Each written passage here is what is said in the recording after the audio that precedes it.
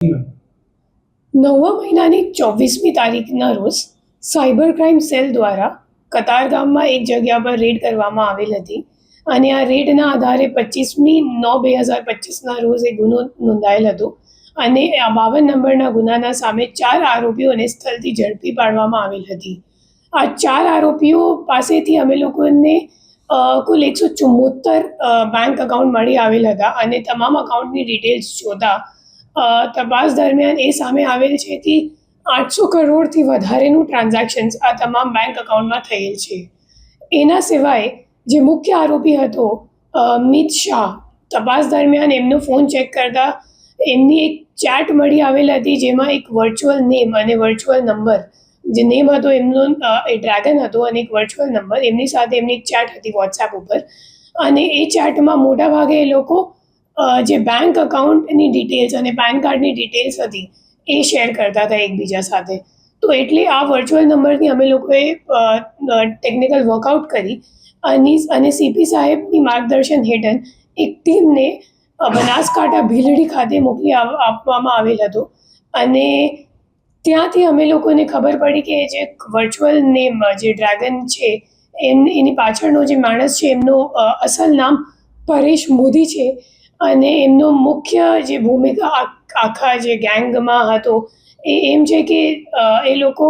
Commission ઉપર મિત શાહ અને એમની જે ટોળકી હતી એ લોકો કમિશન ઉપર બેંક ખાતા દેશભરના રાજ્યોથી લેતા હતા અને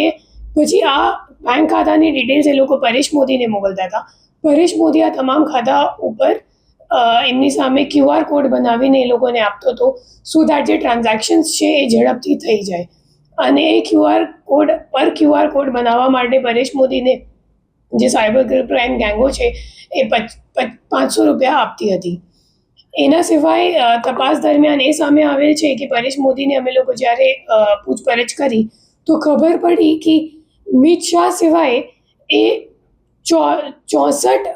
બીજા પણ વર્ચ્યુઅલ નંબર સાથે એમના ફોન ઉપર ચેટ હતું વોટ્સએપ ઉપર અને આ તમામ વર્ચ્યુઅલ નંબરનો ચેટ જે છે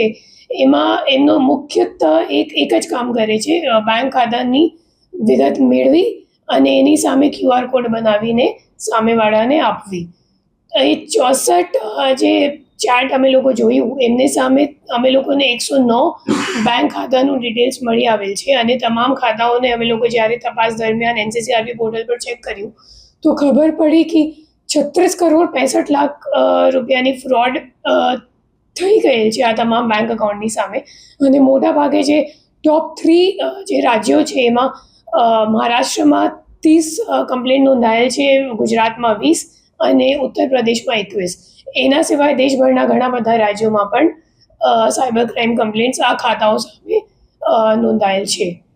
આ ગુનામાં આગળ પણ તપાસ ચાલુ છે અને આ તમામ અકાઉન્ટની અમે લોકો બેંકથી હજી વિગત મેળવી વર્કઆઉટ કરી રહ્યા છીએ. પરેશ મોદી કોણ છે, એનું એમો શું હતું, કેવી રીતે કમિશન આપતો હતો? પરેશ મોદી કમિશન લેતો હતો એકચ્યુઅલી QR કોડ બનાવવા માટે અને એકચ્યુઅલી ફોનપેનું એમ્પ્લોય છે. છેલ્લા 3 વર્ષથી અગાઉ પેટીએમમાં કામ કરતો હતો અને હવે ફોનપેમાં સેલેરાઇડ એમ્પ્લોય તરીકે કામ કરે છે અને ઉપરની કમાઈ માટે એમને આ ધંધો શરૂ કરી દીધું કે જે લોકો સાયબર ક્રાઇમ જે ગેંગો છે જે ફ્રોડ કરે છે અથવા તો એમનો પૈસા ઠેકાણે લગાવે છે તો એમના ખાતાઓ માટે QR કોડ પૂરું પાડવાની એ કામ કરે છે. તો